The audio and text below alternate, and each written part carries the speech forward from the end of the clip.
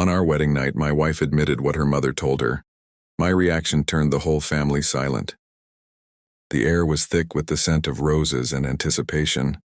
My wedding night was supposed to be perfect, a dream come true, sealed with vows and a kiss. But as the music faded and the lights dimmed, my wife, Evelyn, leaned in close, her breath warm against my ear, and whispered something her mother had told her hours before. What she said froze my heart. My reaction? It silenced the entire room. Family, friends, everyone. Hey, before we dive deeper into this story, drop a comment below and let me know where you're watching from. Your country, your city. I'd love to know who's out there sharing this moment with me. Now, let's step into that day, where every detail sparkled with promise, until it didn't. The venue was a charming barn just outside Nashville, Tennessee, draped in fairy lights and soft white linens. Laughter echoed as guests clinked glasses, their faces glowing under the golden sunset. I stood at the altar, my heart pounding, watching Evelyn glide down the aisle in her ivory gown. She was radiant, her smile wide enough to light up the whole county. But even then I caught a flicker in her eyes, a shadow I couldn't quite place. I'm James, by the way, and this was our day, mine and Evelyn's. We'd been together for 3 years, building a life filled with late-night talks and shared dreams. Evelyn was the kind of woman who made everyone feel seen. Her laugh was contagious, her heart big enough to hold a village. I was the steady one, the guy who planned everything down to the last detail, from the proposal under a willow tree to this very wedding. Our families were there, of course. My parents, Tom and Linda, sat in the front row, beaming with pride. Dad kept wiping his eyes, pretending it was just the dust from the barn. Mom squeezed his hand, her smile warm but tight, like she was holding something back. Evelyn's family was there too. Her dad, Robert, a quiet man with a kind face, and her mom, Diane, who had a knack for commanding a room without saying a word. Then there was Evelyn's younger sister, Chloe, always fidgeting with her phone, and her cousin, Mark, who'd already had one too many beers by the rehearsal dinner. The guests filled the barn, friends from college, co-workers, neighbors. There was Sarah, Evelyn's best friend since high school, who kept fussing over her dress like a mother hen, and my best man, Nate, who'd been cracking jokes all morning to keep my nerves at bay. It felt like a picture-perfect wedding, the kind you see in magazines. The tables were set with mason jars and wildflowers, the band played soft country tunes, and the air buzzed with love and celebration. But beneath it all, I felt it, a current of unease. It was in the way Diane's smile didn't quite reach her eyes when she hugged me. It was in Chloe's quick glances toward her mom, like she was waiting for a signal. Even Sarah seemed distracted, her laughter a little too loud, her hands twisting the edge of her napkin. I brushed it off as wedding jitters. After all, who doesn't get a little tense when two families collide? What was at stake that day wasn't just our vows. It was the merging of our worlds, our love, our families, our reputations. Evelyn and I had worked hard to build something real, something lasting. We'd talked about kids, a house with a big porch, growing old together. This wedding was our promise to the world, and I wanted it to be flawless. But as the night unfolded, I realized perfection comes at a cost, and secrets have a way of slipping through the cracks. I remember standing by the bar sipping a whiskey when I overheard Diane talking to Robert in a hushed tone. "She deserves to know," she said, her voice sharp like a blade. Robert shook his head, his shoulders slumped. "Not today, Diane. Let her have this." I didn't know what they meant, but it planted a seed of doubt in my chest. What was Evelyn supposed to know? And why was her mother so insistent? The ceremony went off without a hitch. Evelyn's hands trembled as she slipped the ring on my finger, her eyes locked on mine. "I do," she whispered, and the crowd cheered. But when we turned to face our guests, I caught Diane staring, not at us, but at Evelyn, her lips pressed into a thin line. It was a look that said she was holding on to something heavy, something that could unravel everything. As we moved into the reception, the tension lingered like a storm cloud waiting to burst. I tried to focus on the moment, Evelyn's hand in mine, the warmth of her smile. But I couldn't shake the feeling that something was off. The toast began, glasses raised high, but every laugh felt fragile, every glance loaded. I didn't know it then, but we were standing on the edge of a cliff, and one wrong step would send us tumbling. The reception was in full swing, the barn alive with the hum of conversation and the clink of glasses. The band played a lively cover of Sweet Caroline, and guests spilled onto the dance floor, their laughter cutting through the warm Tennessee air. Evelyn was a vision, twirling in her dress, her eyes catching mine across the room. For a moment I let myself believe everything was perfect, but that seed of doubt Diane had planted earlier was sprouting, its roots twisting deeper with every passing minute. I noticed the first crack during the toasts. Nate, my best man, stood up, his grin wide as he raised his glass.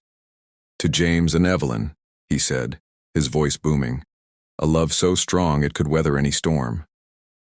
The crowd cheered, but I caught Chloe rolling her eyes, her lips curling into a smirk. She leaned over to whisper something to Mark, who snorted into his beer. It was subtle, but it stung, like a jab you don't see coming. I brushed it off, telling myself it was just Chloe being her usual sarcastic self. Then came Sarah's toast. She stood, her hands trembling as she clutched the microphone. "Evelyn, you're my sister in every way that matters," she started, her voice thick with emotion. "You deserve everything." She paused, her eyes darting to Diane, who sat stone-faced at the head table. The room didn't notice, but I did. That hesitation, that glance, it was like Sarah was swallowing words she didn't dare say. The applause followed, but it felt hollow, like everyone was clapping to drown out something unspoken. As the night went on, the tension grew sharper. I overheard snippets of conversation that didn't sit right. One of Evelyn's aunts, Margaret, was talking to a cousin near the dessert table. "It's a shame, really," she said, her voice low but not low enough. "Evelyn's so sweet, but you know how Diane can be." The cousin nodded, her eyes flicking toward me before they both fell silent. What was a shame? And why was Diane's name laced with that kind of venom? Then there was Mark, slurring his words as he cornered me by the bar. "You're a lucky guy, Jamesy too," he said, his breath heavy with whiskey. "But you gotta watch out for that mother-in-law of yours. She's got opinions." He laughed, but it wasn't friendly. It was the kind of laugh that makes your skin crawl, like he knew something I didn't. I forced a smile, my stomach churning. "Thanks for the heads up," I said, but my mind was racing. What was Diane saying behind my back? And why did it feel like everyone else was in on it?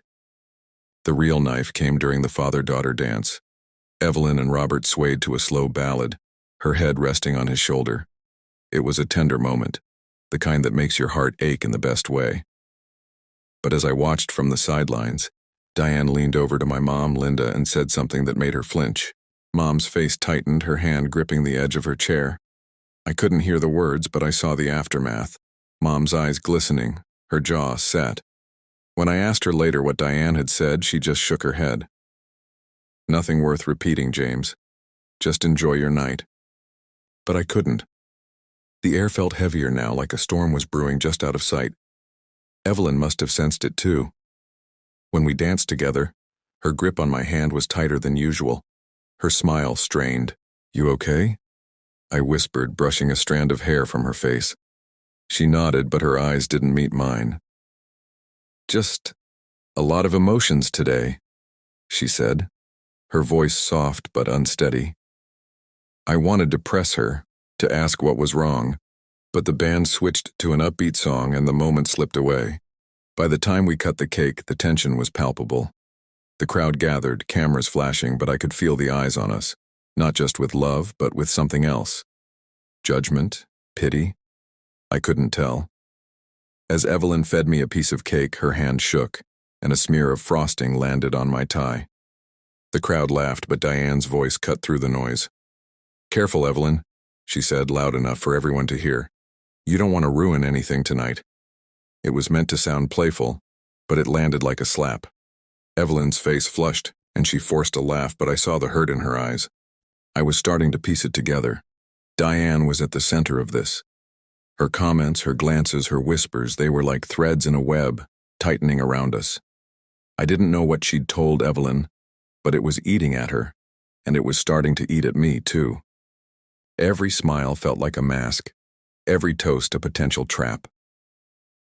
The night was unraveling, and I couldn't shake the feeling that we were one wrong move away from disaster. As Evelyn and I stepped back onto the dance floor, her hand cold in mine, I knew something was coming. Something big. Something that would change everything. The barn was a swirl of music and laughter, but it felt like the calm before a storm. The dance floor pulsed with energy, guests swaying under the twinkling lights, but my focus was on Evelyn. Her smile was fading, her movements mechanical as we danced. I could feel her slipping away like she was carrying a weight too heavy for her shoulders. I wanted to ask what was wrong, to pull her aside and demand answers, but the night kept moving, relentless, dragging us toward something I couldn't yet see. Then it happened. The band paused, and the MC called for the final toasts. I expected a few more heartfelt words, maybe a funny story from a friend. Instead, Diane stood up, her wine glass in hand, her posture rigid. The room hushed, all eyes on her. She looked regal in her navy dress, her silver hair catching the light, but her expression was cold, calculated. My stomach twisted. This wasn't going to be a toast. "Friends, family," she began, her voice clear and commanding. "Today is a celebration of love, but it's also a day for truth." The word truth landed like a stone in still water, ripples spreading through the crowd. Evelyn's hand tightened in mine, her nails digging into my palm. I glanced at her, but her eyes were locked on her mother, wide with something like fear. Diane continued, her gaze sweeping the room before settling on me. "James, you're a good man. Everyone here can see that.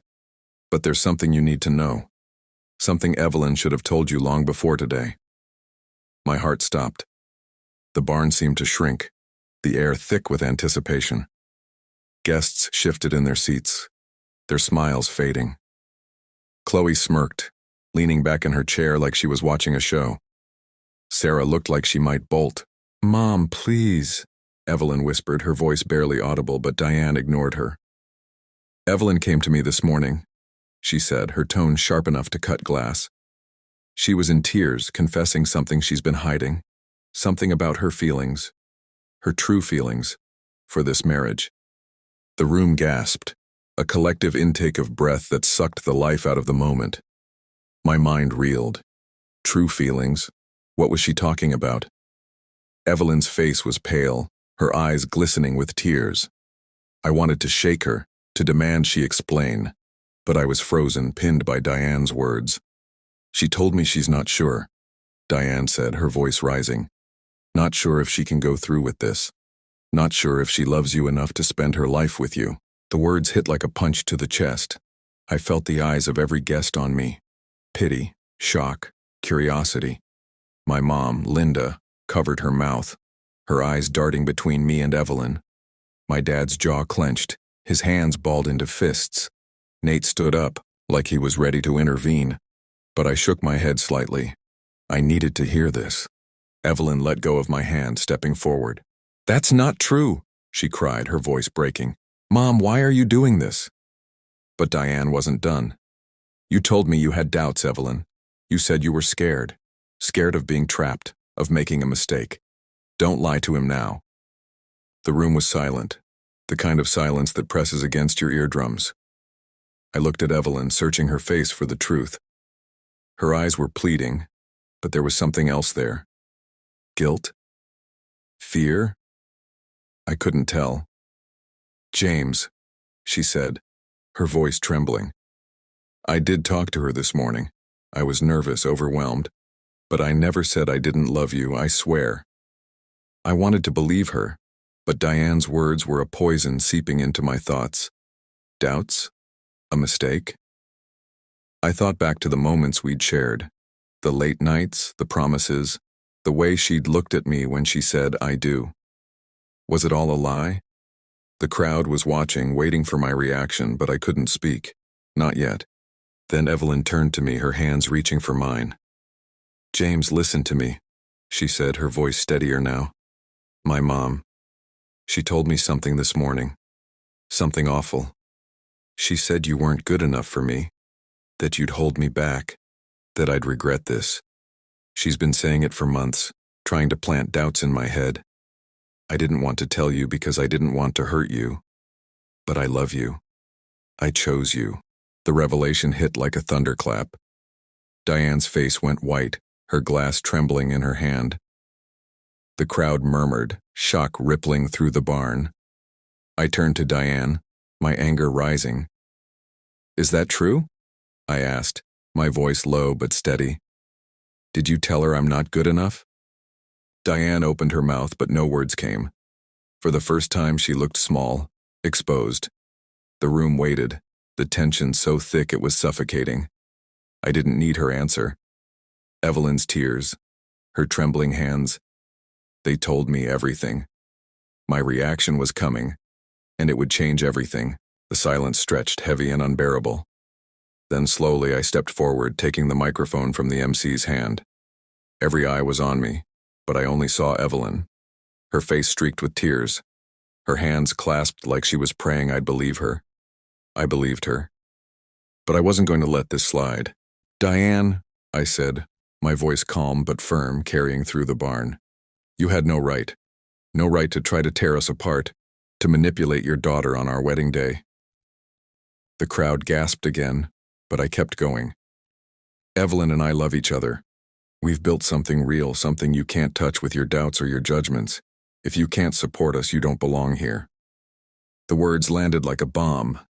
Diane's face crumpled, her composure shattered. Robert stood, his hand on her arm, but she shook him off, her eyes blazing with defiance. "I was protecting her," she said, but her voice lacked conviction. The guests were whispering now, some nodding, others shaking their heads. Chloe looked away, her smirk gone. Sarah was crying, her hands covering her face. Evelyn stepped closer to me, her hand slipping into mine. "I'm so sorry," she whispered. "I should have told you sooner." I squeezed her hand, my heart still racing but steadying. "We're okay," I said softly. "We're more than okay." The crowd erupted into applause, tentative at first, then thunderous. My parents were on their feet, Mom wiping tears, Dad nodding with pride. Nate clapped me on the back, his grin wide. Even Mark raised his glass, a sheepish look on his face. Diane sat down, her shoulders slumped, her power stripped away in front of everyone. The applause faded, leaving a charged silence in its wake. The barn felt different now, like the air had been cleared, but the scars remained. Evelyn's hand was still in mine, her grip tight, grounding me. I looked at her, and for the first time that night, her eyes were clear. No shadows, no doubts. Just us. But the fallout from Diane's words lingered, and the room was still processing what had just happened. Diane sat motionless, her face a mask of humiliation. Robert leaned toward her, whispering something, but she stared straight ahead, her lips pressed tight. The guests were buzzing now, their whispers like static in the air. I caught snippets, some defending Diane, saying she was just being a protective mother, others calling her out for crossing a line. My mom, Linda, was wiping her eyes, her hand resting on Dad's arm. She'd always been wary of Diane, but I could tell even she hadn't expected this. Chloe, Evelyn's sister, was the first to move. She stood, her chair scraping loudly against the wooden floor. "This is ridiculous," she muttered, loud enough for the nearby tables to hear. "You're all acting like Mom's the villain." She grabbed her purse and stormed toward the exit, her heels clicking with every angry step. A few guests watched her go, their expressions a mix of shock and discomfort. Mark, her cousin, hesitated, then followed, mumbling an apology as he passed us. Sarah, Evelyn's best friend, was still crying, but she came over, wrapping Evelyn in a tight hug. "I'm so sorry," she whispered. I knew she was upset, but I didn't think she'd do this. Evelyn nodded, her face buried in Sarah's shoulder. "It's okay," she said, her voice muffled. "It's over now." But I knew it wasn't over. Not really. Weddings are supposed to unite families, but this one had cracked ours wide open. I turned to the crowd, the microphone still in my hand. "Thank you, everyone, for being here," I said. my voice steady despite the chaos. This is our day, Evelyn's and mine. We're not going to let anything take that away. The guests erupted again, their cheers louder this time like they were rallying behind us. Nate let out a whoop, and even my dad cracked a smile, his eyes shining with pride. The band struck up a new song, something upbeat to pull the room back to life. People started dancing again, but the energy was different. Less carefree, more deliberate, like everyone was trying to move past the awkwardness. Evelyn and I joined them, swaying to the music, her head resting against my chest. "I love you," she whispered, and I felt the truth of it in every syllable. "I love you too," I said, kissing her forehead.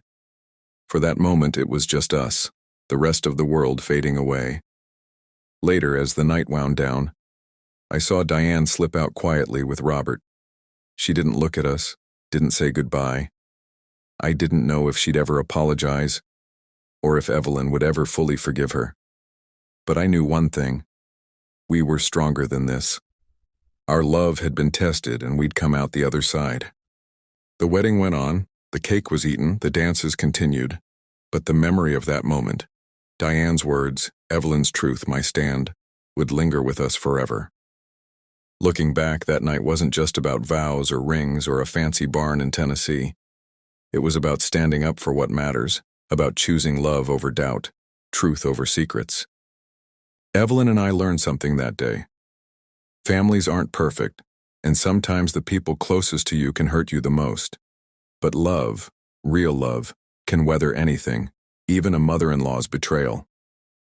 We didn't just survive our wedding. We came out stronger, our bond forged in the fire of that moment. Diane and Evelyn didn't speak for weeks after the wedding. It wasn't easy. Evelyn carried the weight of her mother's words, and I carried the anger of seeing her hurt. But slowly, they started to rebuild. Diane sent a letter, not quite an apology, but close enough, and Evelyn chose to let it go, for her own peace. Chloe came around too, though it took longer. As for us, we moved into a little house with a porch, just like we'd dreamed. Every night we sit there watching the sunset, knowing we fought for this. What would you do if someone tried to tear your world apart on a day meant for joy? Would you stand up, speak out, or let it slide? I think about that moment often, the silence, the shock, the way we chose each other. It wasn't the wedding we planned, but it was the one we needed. It showed us who we are together. If this story hit you, hit that subscribe button and join us for more. Drop a comment below. Tell me what would you have done in my shoes, or share a wedding story of your own, the kind that makes your heart race or your jaw drop. I'm reading every single one, and I can't wait to hear from you. Until next time, keep choosing love no matter what.